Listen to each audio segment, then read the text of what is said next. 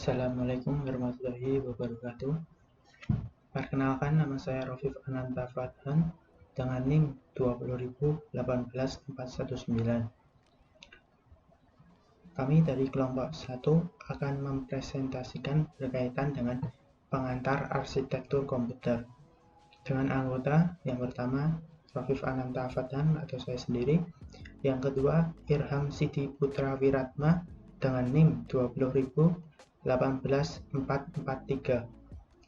Dan yang terakhir, Diki Ferdiawan dengan NIM 200018433. Oke.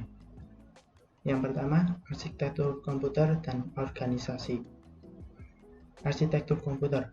Arsitektur komputer merupakan suatu ilmu yang mempelajari berkaitan dengan tata cara untuk menghubungkan berbagai komponen perangkat keras agar tercipta suatu sistem komputer yang dapat bekerja sama sesuai dengan fungsinya. Selain itu, arsitektur komputer memiliki atribut-atribut sistem komputer yang terkait dengan seorang programmer. Contohnya, set instruksi, aritmetika yang digunakan, teknik pengalamatan, dan mekanisme input-output. Organisasi komputer yaitu merupakan bagian yang terkait erat dengan unit-unit operasional yang mendukung proses komputer maupun proses interkoneksi antar komponen penyusun sistem komputer. Contohnya, teknologi hardware, perangkat antarmuka, teknologi memori, sistem memori, dan sinyal-sinyal kontrol. Selanjutnya, mengenal arsitektur komputer. Input-output adalah suatu mekanisme pengiriman data secara bertahap dan terus-menerus melalui suatu aliran data dari proses ke peranti atau begitu pula sebaliknya.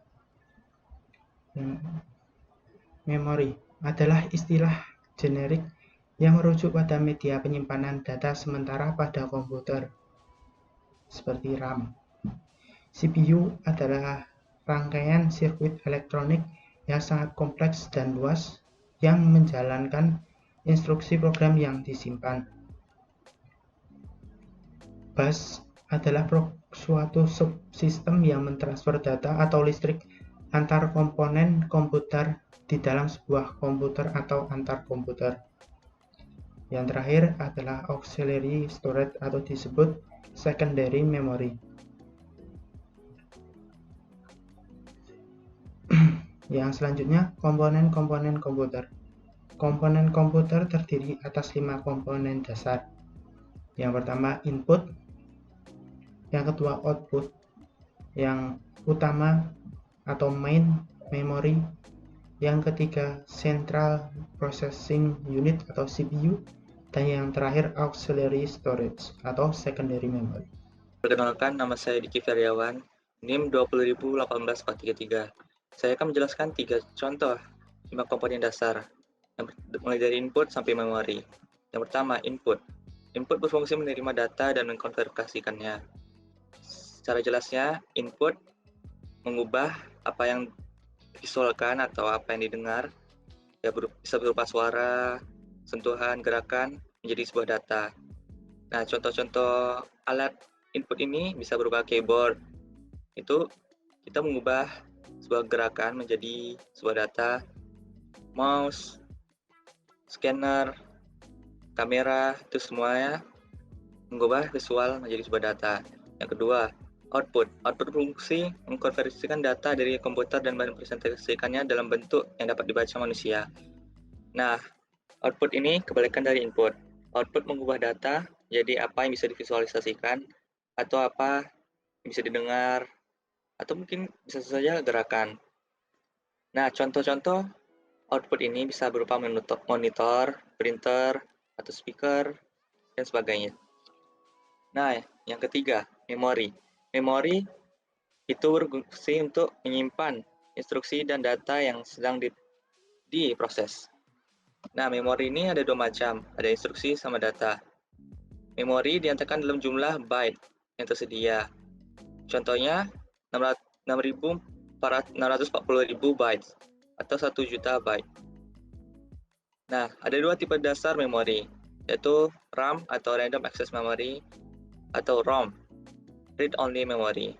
Bus, penghubung antara CPU dan memori.